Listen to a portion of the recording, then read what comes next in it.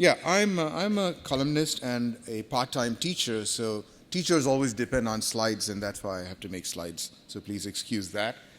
My 2 points I wanted to make, I've got 9 minutes now, is first to take a look at whether Indian conservatism and Western conservatism are similar, and secondly, whether they can have a modus vivendi, that is, can they live together? That's basically what I'm going to be talking about. Now, as we start looking at this topic, the first thing that comes to mind is that there is a significant problem of nomenclature. This has been mentioned by the minister and by Jaggi and also by Mr. Carpentier, how there is nomenclatural inexactitude, for example. And it was interesting that you mentioned sinister. There is also gauche, right?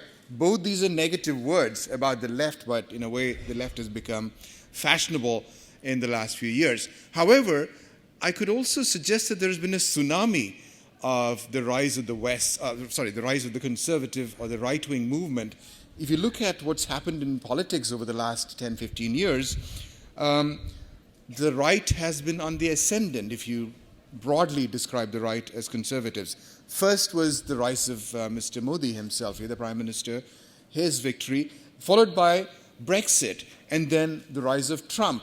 All these point to one singular fact, which is that the left elites have lost power in their respective countries. Their ability to persuade people about their perspectives has been lost, and the people have rebelled. And this is something that the left elites are not at all happy about. The liberals are not at all happy about this. But having said that, is this a point of inflection where you're seeing a backlash against the rise of the right?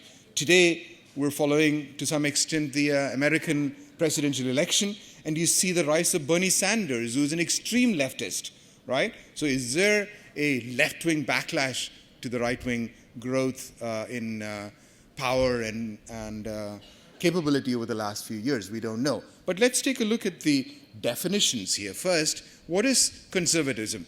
Here is a dictionary definition that I picked up from somewhere. I think it's a British dictionary.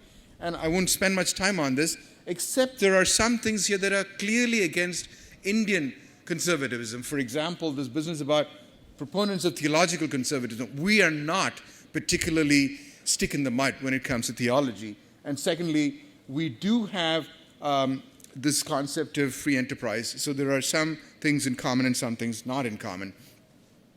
Here is a quote from a well-known liberal psychologist, a sociologist named Jonathan Haidt.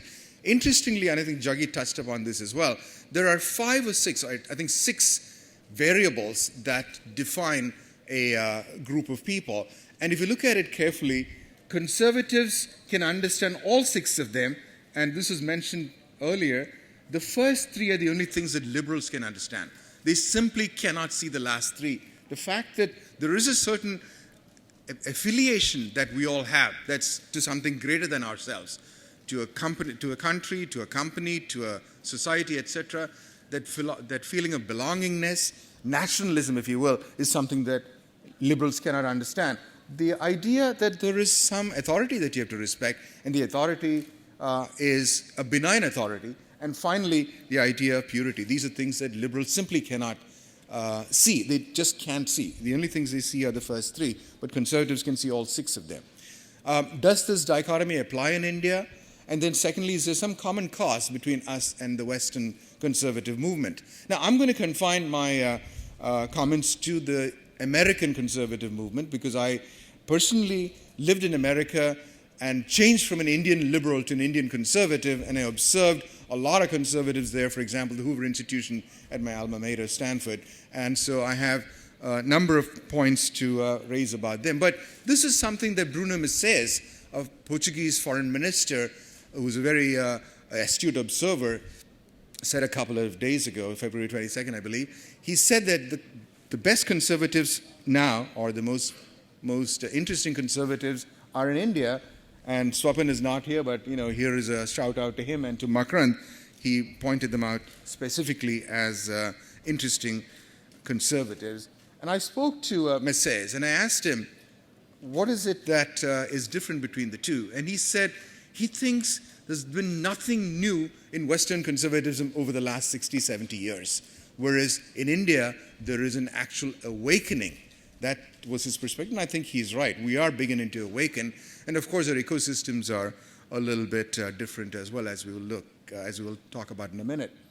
If you look at the West, the conservatives have dominated, especially conservative Christians. They have the deep state, which is the CIA and other entities that support them. Whereas in India, conservative Hindus have been, and Ajay used the term subaltern, we literally have been subaltern second-class citizens, so there is a big difference here. The discourse in India, as you all know, is extremely skewed to the left, and the Swatantra Party, which was the economic conservative party here, has vanished without a trace, and socialism is the watchword of the Nehru and Stalinist left. In the West, unfortunately, racism and exclusion of all kinds of people were dominant until relatively recently, maybe 30, 40 years ago. This talking about the US. In India, I would say, without mincing any words, we have an apartheid state. If you look at the Constitution, for example, it deliberately puts people down, specifically Hindus. So who are the Indian conservatives? Okay, I think they're economically liberal, socially moderate, very nationalistic, and we support Indian traditions, and environmentally conscious, and they've been excluded from the narrative here. We should be looking at something that is a different narrative. This is something that is going to affect the entire world. There is a Protestant narrative that is prevalent in the West in general, specifically the US. There is a Confucian narrative that has come up in China. Unfortunately, both of them are brothers under the skin in the sense that they're about more ships, more GDP, more weapons, more money, etc. This is something that is simply not sustainable, because the three biggest problems that we see in the world today, that is global warming, the tsunami of plastics, and then Islamic fundamentalism, are all based on this quest for more. Whereas we have a radically different perspective. We can live in a limited way without affecting the planet too much. And this has been our perspective all along, the vanaprastha stage. You finish your productive life and then you withdraw, and then you stop consuming, and then eventually become a sannyasi. So that narrative, the grand narrative that India has, is something that I think we have to offer to the rest of the world, which is a sustainable narrative, and this is the only way we will be able to take this planet forward and live with it in the future. In fact, it's very interesting in terms of this nomenclature confusion. It's the new left in the US which actually looks a lot like the Indian conservatives, because we have women-friendly, environmentally friendly, etc. Western conservatives, again, are basically living on the privileges of many hundreds of years, whereas we are trying to bring back 5,000 years of our history. Western conservatives are facing some challenges, but we're facing, as we have seen in the recent past with the Delhi narrative, the Delhi riots narrative, if you look at any newspaper, including the Wall Street Journal, they have painted it in an extremely negative fashion, essentially suggesting, if you will, genocide of Hindus. Okay, so there is an asymmetry between the Indian and the Western conservatives. The conservatives in the West are powerful, we're not. Nevertheless, I think, as I mentioned about the sustainability of the planet and going forward, we need to work together because there is mutual benefit. But there is also one clear area where we converge, and that is the containment of China. This is something where the US deep state really has significant interest in India. Okay?